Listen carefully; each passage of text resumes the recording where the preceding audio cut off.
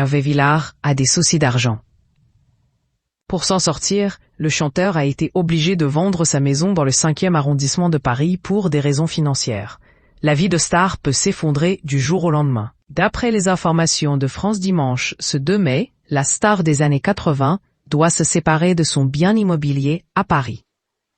Pour rappel, Hervé Villard s'est fait connaître en 1965 avec son tube « Capri, c'est fini ».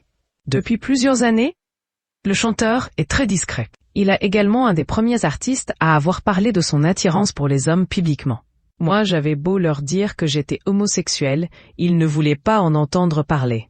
Jamais « Salut les copains » n'a repris l'affaire.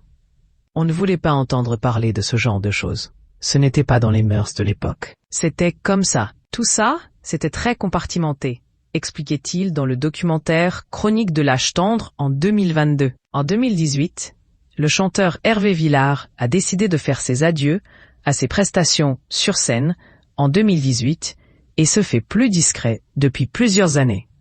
Mais on a eu des nouvelles du chanteur dans le dernier numéro de France Dimanche paru ce vendredi 2 mai.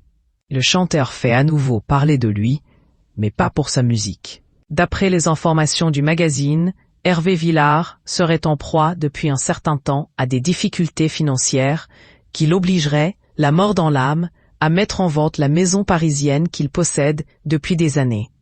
C'est une triste nouvelle pour l'artiste.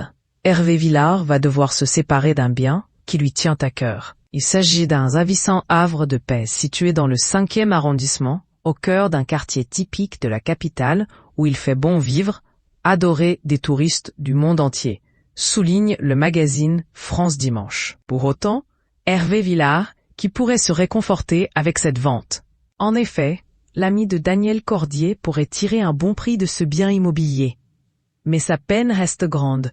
Cette maison parisienne, le chanteur parisien y était installé depuis plusieurs années. On espère qu'il pourra souffler financièrement après sa vente.